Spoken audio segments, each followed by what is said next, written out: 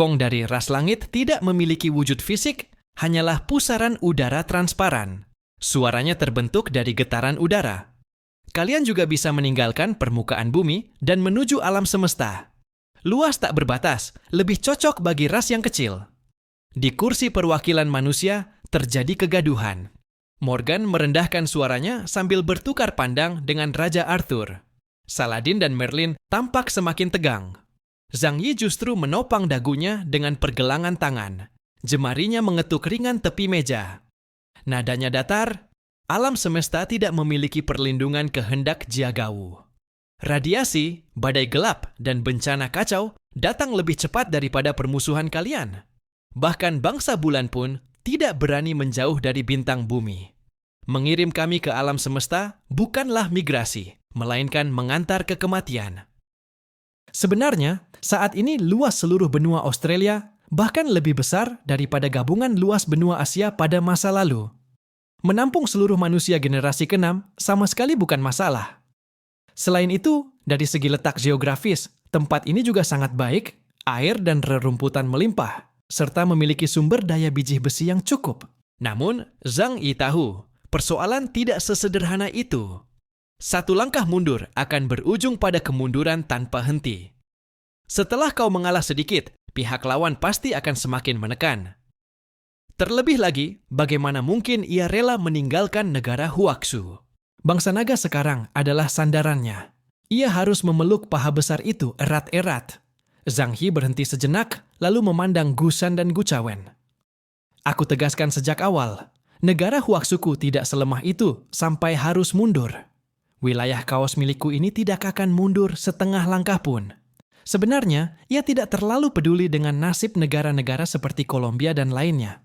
Namun pada saat ini, manusia generasi ke-6 adalah satu kesatuan. Satu terluka, semua terluka. Satu berjaya, semua berjaya.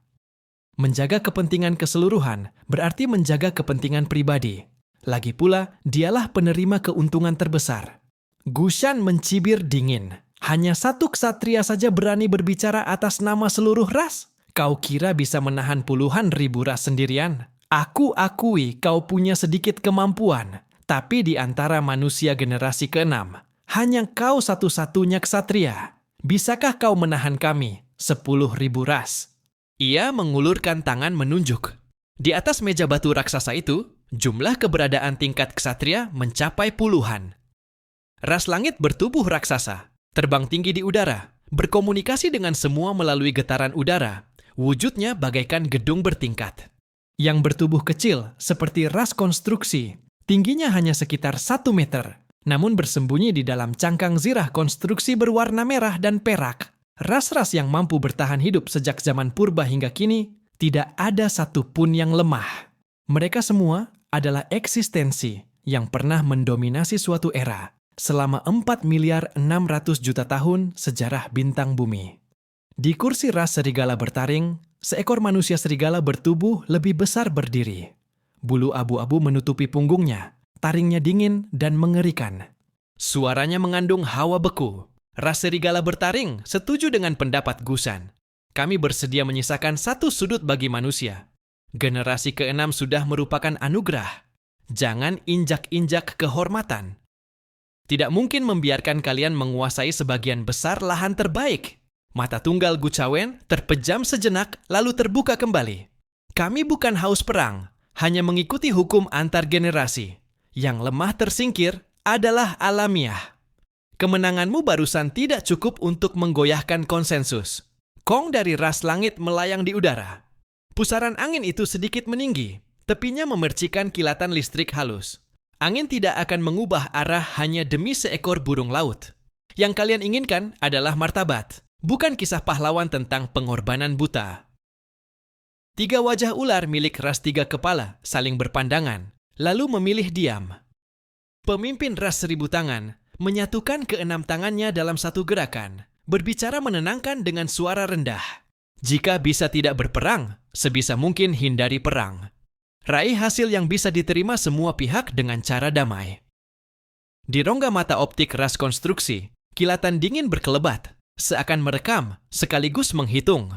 Di antara 10.000 ras, Sikap bersahabat, bermusuhan, menunggu, dan acuh tak acuh. Semuanya tertulis jelas di wajah masing-masing. Bahkan keberadaan seperti ras 3 kepala, ras 1000 tangan, dan ras konstruksi pun tidak sepenuhnya berdiri di pihak manusia generasi ke-6. Mereka hanya bekerja sama. Jika manusia generasi ke-6 kehilangan nilai kerjasama, mereka pun akan berbalik arah. Terlebih lagi, dalam kondisi saat ini, manusia generasi ke-6 menolak menyerahkan wilayah apapun sepenuhnya tidak realistis. Zhang Yi mengetuk meja. Ia pun menyadari hal ini. Maka ia berkata, datar, bintang bumi sangat luas. Generasi kami telah menyusut lebih dari 90%. Kini jumlah penduduk tidak lebih dari 5 hingga 600 juta. Kroba langsung memotong ucapan Zhang Yi. Hanya 5 hingga 600 juta. Tahukah kau, ras-ras kami yang bersembunyi di kegelapan, populasi terbanyak pun hanya puluhan juta. Kami selalu dibatasi oleh kehendak Sang Pencipta.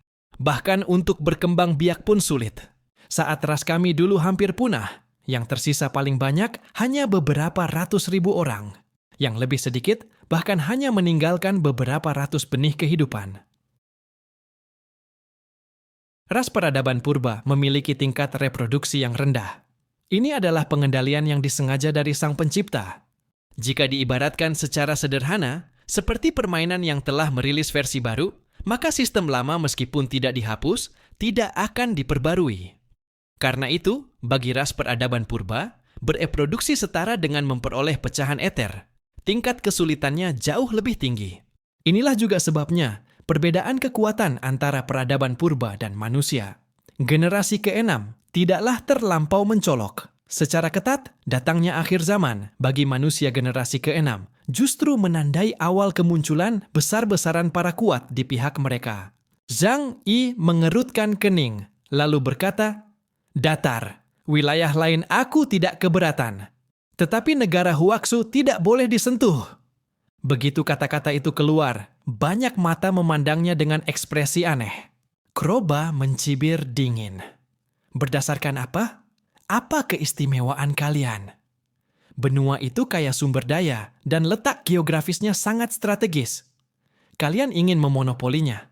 Apa perut kalian sebesar itu? Hati-hati perut kalian pecah. Gushan juga berkata, manusia harus tahu batas kemampuannya. Keserakahan tanpa batas hanya akan berakhir buruk. Zhang Yi bertanya penasaran pada sistem cerdas. Mengapa para peradaban purba ini berbicara dengan gaya kuno seperti ini? Sistem cerdas menjawab, kau tidak paham gaya terjemahan? Zhang Yi, baiklah. Setelah serangkaian perundingan, garis batas terakhir yang diajukan Zhang Yi adalah negara Huaxu dapat menyerahkan setengah wilayahnya kepada ras lain. Disebut menyerahkan, tetapi lebih seperti memotong sepotong dari tepi roti. Ia akan mempertahankan seluruh kawasan Jiangnan, serta posisi kawasan lain yang berdekatan dengan kawasan Jiangnan dari 6 kawasan besar lainnya. Luas wilayah yang dipertahankan bahkan 2 kali lebih besar daripada negara Huaxu sebelumnya. Pada kenyataannya, ia mempertahankan seluruh wilayah dataran tengah terbaik milik negara Huaxu. Namun, setelah mendengar usul tersebut, tidak sedikit ras asing di sekitarnya yang mencibir. Kau kira kami merebut wilayah untuk apa? Di masa depan, saat menjadi malaikat dan membina generasi ke-7, yang terpenting adalah lingkungan geografis. Sungai dan dataran adalah wilayah yang pasti diperebutkan. Dulu wilayah itu direbut oleh ras kuat, dengan kekuatan mutlak. Barulah terbentuk negara Huaxu kalian. Kalian benar-benar mengira tempat itu bisa didapatkan begitu saja? Mulut serigala Kroba mengeluarkan suara ejekan. Sorot mata Zhang Yi seketika menjadi dingin. Jadi maksud kalian ingin merebut tanah airku?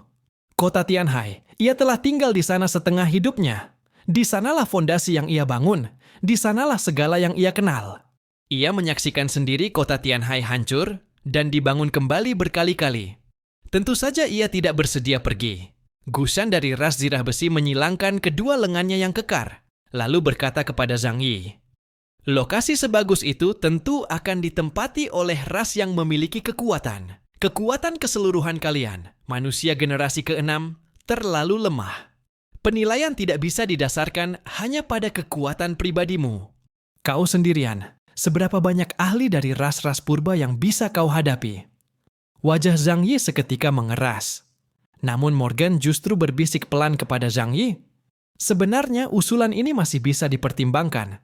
Lagi pula, benua Australia juga bukan tempat yang buruk. Zhang Yi melirik Morgan sekilas. Kalau kalian diminta melepaskan wilayah Kolombia, apakah kalian setuju? Morgan berkata, Kolombia saat ini sudah menyerahkan wilayah yang sangat luas kepada ras konstruksi dan ras seribu tangan. Kami sebagai negara imigran memang tidak memiliki keterikatan emosional dengan tanah leluhur. Hanya saja, memindahkan peralatan industri dalam jumlah besar cukup merepotkan. Zhang Yi berkata dingin, itu urusan kalian. Tapi menyuruhku pindah, itu sama sekali tidak mungkin. Gushan, Kroba, dan yang lainnya memandang Zhang Yi dengan santai. Baru saja ras serigala bertaring kehilangan muka karena Zhang Yi. Dan tentu saja Kroba harus merebut kembali kehormatannya. Karena itu, ia pun sama sekali tidak mau mengalah. Zhang Yi mengangguk. Kalau sudah sampai pada titik ini, aku juga tidak akan berputar-putar lagi. Intinya, kalian tetap merasa bahwa negaraku, Huaxu, lemah dan tidak layak menempati wilayah dataran tengah. Benar begitu? Itu sudah jelas. Kroba berkata dengan tenang, manusia generasi ke-6 memang rapuh. Sekalipun muncul sosok tak terduga sepertimu, itu tidak akan mengubah fakta bahwa keseluruhan mereka tetap lemah. Gushan berkata, kami melakukan ini juga demi kebaikan kalian. Tanah itu memiliki kondisi geografis yang luar biasa. Kalian tidak akan mampu mempertahankannya. Gucawen dari ras Titan dan Kong, dari ras Langit juga menyuarakan dukungan. Keempat ras ini memiliki wilayah yang paling dekat dengan negara Huaxu, sehingga mereka sangat mengincar tanah tersebut. Setelah langit dan bumi terbentang, wilayah Huaxu yang membentang sejauh 100.000 li memperlihatkan wujud aslinya. Sangat luas dan kaya akan sumber daya. Cukup untuk dibagi oleh 4 ras itu, sehingga mereka bersikap sangat agresif. Zhang Yi mencibir pelan. Lalu berdiri dari kursinya, memandang sekeliling dengan tatapan meremehkan. Ia mengangkat tangannya dan menunjuk ke 4 arah. Pada akhirnya, ini tetap soal kekuatan. Kalau dari awal bilang begitu, bukankah lebih sederhana? Gushan dari ras zirah besi, Kroba dari ras serigala bertaring, Gucawen dari ras Titan, dan Kong dari ras langit. Aku seorang diri akan menantang kalian berempat. Jika aku kalah, kita jalankan syarat kalian. Suku Huaxu melepaskan wilayah negaranya dan bermigrasi ke Australia. Tetapi jika aku menang, kalian tidak boleh lagi mengincar wilayah negara Huaxu. Deretan kursi manusia mendadak sunyi senyap. Morgan hampir saja berseru, kaos, ini terlalu berisiko. Tatapannya pada Zhang Yi bergetar hebat, nyaris seperti sedang menatap orang gila. Jika sebelumnya ia tidak menyaksikan sendiri kekuatan Zhang Yi, mungkin ia sudah melontarkan makian. 1 lawan 4, 1 orang melawan 4 ahli tingkat ksatria? Kalau bukan orang gila, lalu apa lagi? Raja Arthur menekan gagang pedangnya dan segera membujuk. Tidak perlu langsung beradu keras lagi. Negosiasi adalah permainan jangka panjang. Ia mengira Zhang Yi terpancing emosi oleh pihak lawan, sehingga terus menenangkannya, berusaha membuatnya berpikir jernih. Salib di dada Uskup Agung, Oliver berkilau samar diterpa cahaya. Ia tidak membujuk Zhang Yi, hanya mengamatinya dari atas ke bawah. Karena Oliver pernah menderita kerugian di tangan Zhang Yi, ia tidak merasa bahwa orang ini mudah terpancing emosi hingga mengambil keputusan keliru seperti seorang penjudi. Blade dari organisasi pupil menekan tepi topinya. Senyum penuh makna terbit di wajahnya. Dalam hatinya ia bergumam, pantas saja dia adalah ksatria khayal yang kami incar. Tindakannya selalu berada di luar dugaan. Hahaha. Begitu ucapan Zhang Yi berakhir, para ras asing di tempat itu langsung meledak dalam gelak tawa. Seolah-olah mereka baru saja mendengar lelucon terbesar di dunia. Kroba melirik Sun Yan, yang setelah dikalahkan Zhang Yi kini meringkuk patuh di belakang. Lalu berkata dengan nada meremehkan kepada Zhang Yi, apakah kau pikir setelah mengalahkan Sun Yan, kau sudah tak terkalahkan? Aku bisa memberitahumu, kekuatan Sun Yan di dalam ras serigala. Bertaring kami hanya berada di peringkat ketiga. Dan aku, Kroba, adalah kepala suku ras serigala bertaring. Kemampuanmu sudah kulihat. Memang menarik, perpaduan waktu dan ruang. Tetapi aku sudah memahami kemampuanmu sepenuhnya. Bahkan dalam 1 lawan 1, kau bukan lawanku. Ia mencibir. Masih berani bicara 1 lawan 4, benar-benar konyol dan sombong. Gushan juga mencibir. Kau menganggap kami ini apa? Batu pijakanmu, badut loncat, menggelikan. Jangan pikir hanya karena kau disebut jenius, kau bisa memandang rendah segalanya. Di antara kami yang duduk di sini, siapa yang bukan jenius 1 dari miliaran? Zhang Yi menatap mereka dengan tenang, lalu berbicara perlahan. Bukankah ini satu-satunya cara untuk menyelesaikan masalah? Menurutku, mengandalkan adu mulut tidak akan menghasilkan apapun. Jadi, lebih baik kita bertarung. Sebenarnya, ia ingin meminta bantuan orang lain, tetapi di bawah dirinya memang tidak ada lagi manusia yang mencapai tingkat ksatria. Kekuatan Morana, Raja Arthur, dan yang lainnya masih terpaut 1 tingkat. Namun dalam pertarungan antar ahli puncak, selisih sekecil apapun dapat menciptakan perbedaan yang sangat besar. Setelah menyadari bahwa Zhang Yi tidak sedang bercanda, Kroba bertukar pandang dengan para perwakilan ras lain. Selain 4 ras mereka, ras-ras lain tampak tidak terlalu peduli. Bumi ini sangat luas, dan masing-masing memiliki target yang mereka incar. Misalnya, ras pohon dunia dengan kokoh menguasai hutan hujan tropis, dan tidak ada yang mau bersaing dengan mereka. Ras kalajengking merah bermukim di gurun, bahkan lebih jauh dari konflik. Apakah kau benar-benar ingin mencari kematian? Kroba berkata dengan nada mengejek kepada Zhang Yi. Kami juga punya prinsip. Tidak sampai hati 4 orang mengeroyok 1 orang untuk menindasmu. Tapi jika kau sendiri mencari mati, jangan salahkan orang lain. Zhang Yi meliriknya dengan tenang. Kalau kau menginginkan keadilan, maka cobalah dulu melawanku.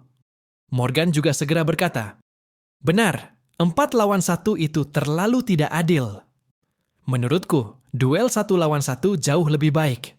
Sebagai kekuatan tempur puncak umat manusia, Morgan pun khawatir sesuatu terjadi pada Zhang Yi. Gushan mencibir. Tipu daya kekanak-kanakan. 4 lawan 1 tidak adil. Bagi 10.000 ras, tidak ada kata adil. Kekuatan adalah aturan. Gu Chawen justru berpikir serius sejenak. Aku tidak menyarankan 4 orang maju sekaligus. Jika kau menginginkan 1 lawan 4, pastikan dulu aturannya. Buat sumpah lisan di hadapan 10.000 ras. Dan semua pihak harus mematuhinya. Pilar udara milik Kong bergetar pelan. Karena usulan ini diajukan oleh Chaos, 1 lawan 4, ras langit tidak keberatan. Kita tentukan kepemilikan tanah negara Huaxu berdasarkan kemenangan atau kekalahan. Kroba merendahkan tubuhnya, taringnya memancarkan kilau dingin di tepi bibir. Aku sudah tidak sabar. Tak perlu bicara aturan, taring ras serigala, bertaring memahami aturan paling kuno. Sementara itu, di pihak manusia, semua orang mati-matian membujuk Zhang Yi agar tidak bertindak gegabah. Zhang Yi berbalik, menghadap para perwakilan manusia, lalu berkata, semuanya, dalam situasi hari ini, sejak awal kita memang berada di posisi yang tidak menguntungkan. Jika pada saat ini kita mundur setengah langkah saja, maka setiap langkah berikutnya akan dipaksa terus mundur. Kalian punya perhitungan di hati, aku juga punya. Kita, negara-negara besar, sejak awal telah menduduki tanah paling subur di bintang bumi. Jika negara Huaxu mengalami masalah, kalian juga tidak akan luput dari bencana. Jadi, apa yang kulakukan ini bukan semata-mata demi kepentingan negara Huaxu, tetapi juga demi kalian. Pandangan Zhang Yi dalam dan berat. Makna dibalik kata-katanya jelas. Jangan lupa, akulah yang menanggung kalian. Setelah konferensi negosiasi ini berakhir, setiap negara akan berutang budi besar kepadaku. Semua orang tentu memahami maksud ucapan Zhang Yi, dan mereka pun harus mengakui bahwa apa yang dikatakannya memang benar. Morgan merendahkan suaranya. Kau sudah memenangkan 1 ronde dan berhasil menarik kembali kendali ruang sidang.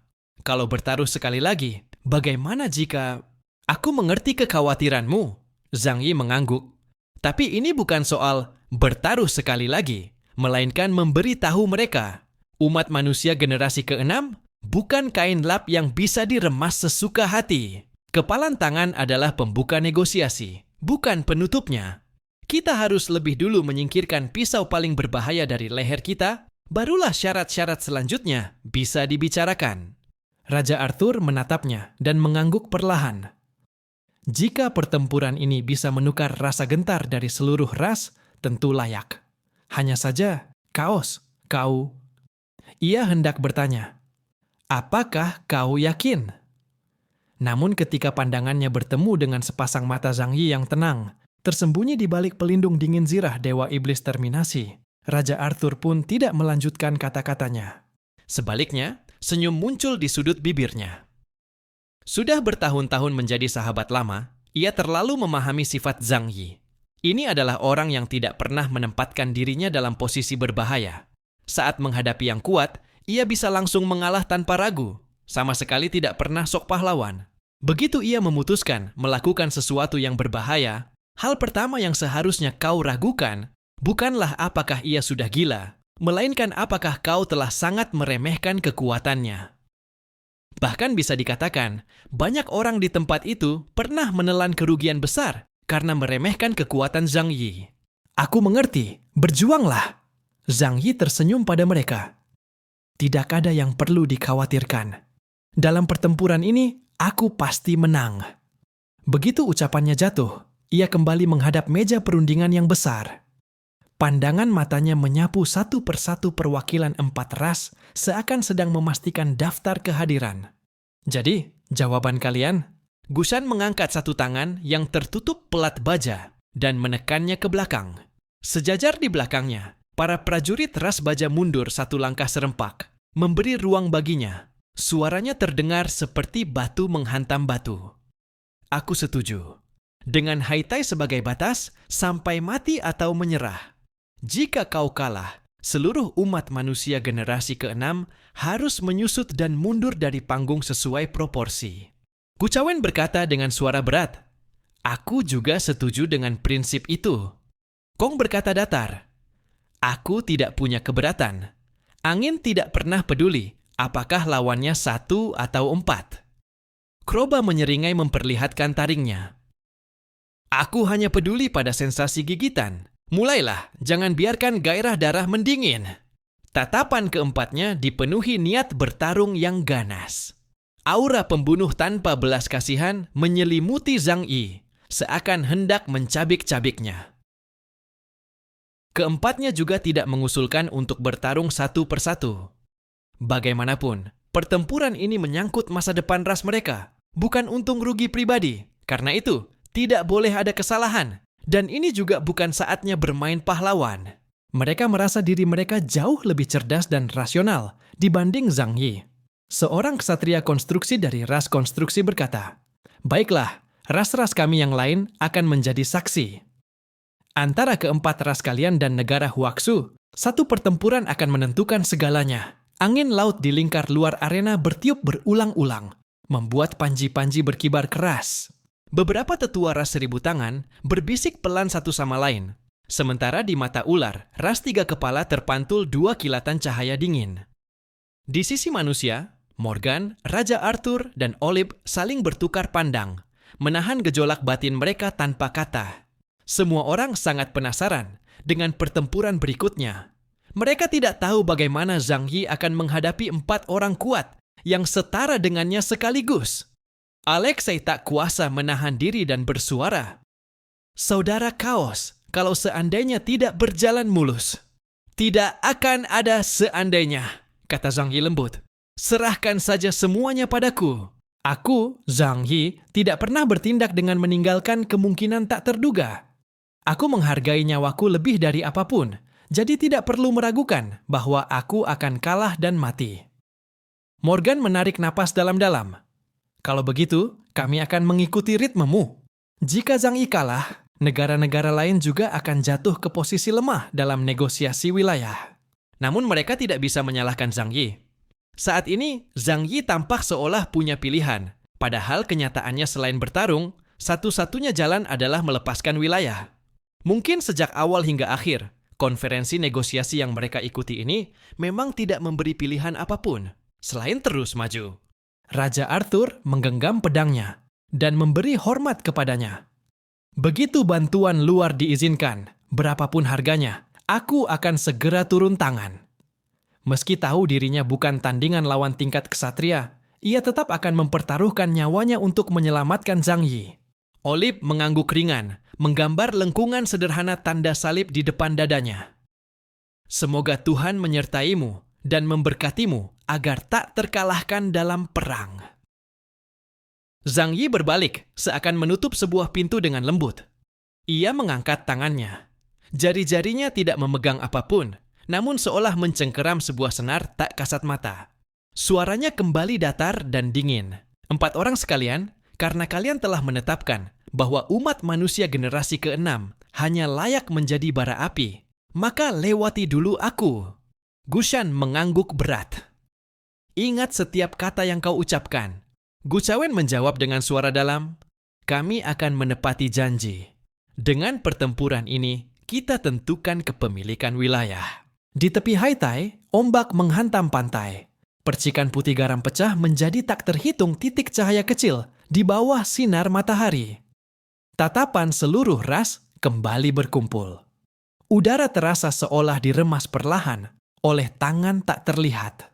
Zhang Yi dan 4 ahli kuat dari 4 ras meninggalkan arena dan tiba di padang rumput yang luas dengan daratan sejauh mata memandang dan pandangan terbuka lebar. Di udara di atas padang rumput besar Australia, Zhang Yi mengenakan zirah hitam pekat Dewa Iblis Terminasi. Manifestasi transparan Shenluo Wanxiang menyelubungi tubuhnya rapat-rapat. Di seberangnya, 4 ahli dari 4 ras membentuk barisan melengkung. Aura mereka seperti 4 dinding yang jatuh dari langit, perlahan menyempit ke pusat. Kroba dari ras serigala bertaring bertubuh ramping, kepala serigalanya terangkat dengan seberkas cahaya dingin. Di bawah otot punggungnya mengalir pola gelap, seperti lipatan ruang yang bersembunyi. Gushan dari ras baja, dengan pelat-pelat zirah bertumpuk, besi hitam dan perak gelap bersilang rapat. Pelindung bahunya menonjol bak punggung gunung, setiap langkahnya memicu getaran kecil di tanah. Kong dari ras langit tidak memiliki bentuk tetap, hanya sebuah pusaran transparan yang menjulang ke langit dengan nyala statis halus di tepinya. Di dalamnya berputar gumpalan awan dan niat petir. Gu Chawen dari ras Titan memiliki satu mata tunggal yang jernih seperti danau tanpa riak. Di sekeliling rongga matanya terukir lingkaran tanda emas gelap, jejak gigi waktu. Angin sebelum pertempuran terasa agak dingin. Kroba tertawa lebih dulu, memperlihatkan taring bergerigi. Yang terkuat dari umat manusia, generasi ke-6, ternyata berani bermimpi 1 lawan 4. Nyali kau bahkan lebih tebal daripada zirahmu. Jika kau berlutut sekarang, aku akan memberimu kematian yang bersih. Suara Gushan terdengar seperti 2 balok besi yang saling beradu di dalam ngarai, bergema keras. Tinggalkan namamu di sini. Saat kami menyeberangi padang rumput ini nanti, kami membutuhkan sebuah batu pijakan. Zhang Yi menatap mereka. Tatapannya setenang air, dingin dan acuh, seolah sedang memandang 4 ekor semut. Apakah kalian sedang takut padaku? Menggunakan cara sekasar ini untuk memancing emosiku benar-benar menggelikan. Kroba mendengus dingin. Kita lihat seberapa lama mulutmu bisa terus keras. Mulai. Gu Chawen membuka mulut tanpa emosi. Mata tunggalnya perlahan memancarkan cahaya. Waktu tidak akan menunggu ras manapun. Segera selesaikan dia, lalu bagi-bagi wilayah mereka. Pilar udara milik Kong mengembang setengah inci keluar. Tekanan angin langsung turun setengah tingkat, dan lautan rumput pun merunduk rendah. Aura 4 orang kuat itu menekan turun seperti gunung raksasa. Udara menjadi begitu berat hingga hampir mustahil untuk bernapas. Para perwakilan dari berbagai ras dan para utusan negara-negara manusia, generasi ke-6, menatap medan pertempuran dengan mata terbelalak, takut melewatkan satu pun detail pertarungan. Kalau begitu, ayo!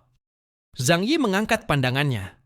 Di mata kirinya, sebuah dial jam perlahan muncul di dalam iris, dan jarum detik bergerak 1 langkah pelan. Jarum detik waktu memprediksi seluruh masa depan dalam 5 detik ke depan.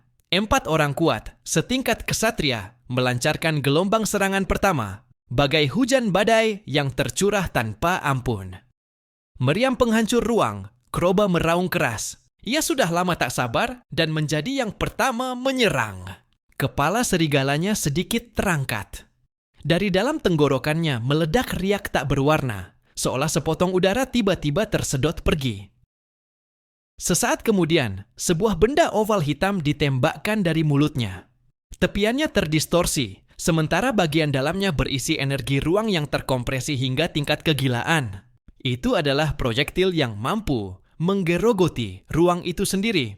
Kemanapun ia melintas, rumput ditarik memanjang, meninggalkan parit transparan dengan pembiasan optik yang sepenuhnya kacau. Jaring petir 10.000. Pilar udara Kong meledak hebat. Kilatan petir perak putih turun dari awan, seperti ular-ular halus yang tak terhitung jumlahnya. Saling bersilangan membentuk 9 lapis tirai listrik, lalu mengerut ke arah pusat. Meriam reinkarnasi agung. Gusian mengangkat kedua tangannya tinggi-tinggi. Di antara kedua lengannya terbentuk energi mengerikan. Energi paling murni itu memadat menjadi bola raksasa, lalu dilemparkannya dengan keras ke arah Zhang Yi. Boom! Dentuman menggelegar mengguncang udara. Seberkas partikel kemampuan berenergi tinggi berubah menjadi pilar cahaya kental yang membelah padang rumput. Para raksasa dari ras Titan semuanya memiliki tinggi lebih dari 20 meter. Pupil mata tunggal Gucawen membesar tanpa suara. Sinar keemasan demi sinar keemasan membentuk cincin-cincin cahaya, lalu bertumpuk lapis demi lapis, melahirkan kilau gemilang yang memukau. Perputaran langit dan bumi. Begitu 4 kata itu jatuh dari bibir Gucawen, bayangan rumput di bawah kaki Zhang Yi serentak mundur 1 inci. Seluruh kontraksi otot kecil, panduan eter, dan ritme pernapasan yang telah ia siapkan dalam 5 detik ke depan, seakan-akan bahan bakunya direnggut. 5 detik masa depan itu seolah dicuri sebagian. Sorot mata Zhang Yi sedikit berubah. Ia merasakan kemampuan di tubuhnya seakan dilemahkan beberapa tingkat. Kemampuan tipe waktu? Sebagai pengguna kemampuan ruang waktu tingkat puncak, Zhang Yi memiliki kepekaan yang sangat tajam terhadap kemampuan dengan atribut serupa. Di dalam mata tunggal Gucawen yang memancarkan cahaya keemasan, ia melihat perputaran waktu. Perputaran langit dan bumi mampu menembus masa lalu dan menyingkap perjalanan hidup seseorang. Melalui sebab akibat masa lalu, kekuatan masa kini dapat dilemahkan. Ini kemampuan yang memengaruhi sebab akibat melalui waktu, sangat kuat. 4 lawan yang dihadapi Zhang Yi kali ini memiliki kemampuan waktu, ruang, penguatan, serta kemampuan alami ras langit yang dapat mengendalikan angin dan petir. Seluruh atribut utama telah berkumpul. Bahkan sekuat Zhang Yi pun harus menanganinya dengan serius. Sedikit saja lengah, kesalahan bisa terjadi jika ia bertarung sendirian. Datang! Di barisan manusia, seseorang tanpa sadar mencengkeram pergelangan tangan rekannya. Urat di punggung tangannya menonjol. Apakah kaos bisa melakukannya? Sejak detik pertama pertempuran besar meletus, 4 ksatria dari ras asing itu langsung menyerang dengan kekuatan penuh. 4 melawan 1. Mereka memang tidak memiliki obsesi berlebihan sebagai orang kuat, tetapi juga tidak ingin pertempuran ini berlarut-larut. Jika tidak, bahkan bila mereka menang, ras lain akan menganggap mereka lemah. Karena itu, Zhang Yi harus ditundukkan secepat mungkin. Tubuh Zhang Yi tetap tidak bergerak. Ia hanya mengangkat tangannya sedikit. Segala fenomena. 3.000 pintu dimensi mekar seketika di sekelilingnya, meluas hingga ribuan meter di luar tubuhnya. Pintu-pintu dimensi itu bertumpuk berlapis-lapis, transparan, setipis sayap jangkrik, dan bergerak lambat bagai aliran galaksi. Jaring petir 10.000 menyelimuti turun. Ular-ular listrik sempat berkilat di tepi pintu, lalu busur cahayanya lenyap, seolah permen yang dijilat rata. Pilar cahaya meriam reinkarnasi agung terpuntir menjadi satu aliran. Saat memasuki pintu, ia hanya bergejolak sesaat sebelum tenggelam ke dalam kegelapan tanpa suara. Meriam penghancur ruang menerobos masuk, seperti ikan yang diseret ke sumur dalam, bahkan tidak meninggalkan satu gelembung pun. Semua serangan itu pada saat menyentuh pintu dimensi, tidak memicu tabrakan energi apapun. Sebaliknya, dengan sangat sederhana, semuanya tenggelam ke dalam ruang dimensi lain. Bagaimana mungkin? Nada suara Kroba meninggi. Mata serigalanya menyempit. Gelombang perobek meriam penghancur ruang dikunci oleh dimensi asingnya. Dari kursi ras konstruksi terdengar bunyi detik yang tergesa. Ambang batas penyerapan ruang melampaui standar. Rongga di balik pintunya adalah ruang raksasa yang terus mengembang. Saat Sunian bertarung dengan Zhang Yi, ia sama sekali tidak punya kesempatan untuk mendekat. Karena itu, berbagai ras tidak mengetahui seberapa mengerikannya pertahanan Zhang Yi. Hingga saat ini, barulah mereka semua menatap pemandangan itu dengan mulut ternganga. Zhang Yi menahan serangan gabungan 4 kesatria sekaligus, dan tubuhnya bahkan tidak bergeming sedikit pun. Semuanya tampak begitu ringan dan santai. Manusia generasi ke-6, Chaos. Seseorang berbisik menyebut nama itu. Di setiap zaman, selalu akan lahir seorang jenius di antara umat manusia. Itu adalah bibit yang secara khusus dipilih oleh Sang Pencipta untuk menekan ras Dewa Druk. Aku kira generasi ke-6 adalah generasi gagal dan telah ditinggalkan. Tak disangka, di dalamnya masih muncul eksistensi seperti ini. Morgan dan yang lainnya mengembuskan napas panjang. Telapak tangan mereka telah basah oleh keringat. Baru setelah melihat Zhang Yi dengan tenang menahan serangan gabungan 4 kesatria, barulah mereka sedikit merasa lega. Dampak dari perputaran langit dan bumi masih tetap ada. Seluruh atribut dasar Zhang Yi telah terkikis kilaunya. Bahkan kemampuan jarum detik waktu untuk memprediksi masa depan pun menyusut dari 5 detik menjadi 3 detik. Namun, pemendekan waktu itu sama sekali tidak memengaruhi fakta bahwa Zhang Yi masih memiliki pertahanan yang tak terkalahkan. Jarum detik di mata kirinya kembali bergerak pelan. 3 detik baru terbentang di dasar pupilnya. Kalian bertarung dengan sangat giat, katanya sambil tersenyum. Tapi ada satu masalah. Semua serangan kalian, seperti barang dagangan, sedang kalian angkut ke dalam gudangku. Semakin banyak yang kalian pindahkan, semakin kaya aku. Ucapan itu mengandung makna tersembunyi. Sayangnya, orang-orang yang memahami artinya telah lama menjadi abu. Gu Shan menahan amarahnya. Jangan pamer kata-kata, ini baru permulaan. Jangan menahan diri lagi. Pertahanan orang ini sangat kuat. Tapi selama kita bisa menembus dinding ruangnya, dia akan rapuh tak berdaya. Gu Shan adalah pengguna kemampuan penguatan. Ras baju besi-besi memiliki fisik terkuat dengan kekuatan brutal yang tak tertandingi. Sayangnya bagi mereka, tipe lawan seperti inilah yang paling disukai oleh Zhang Yi. Mereka yang hanya memiliki kekuatan kosong.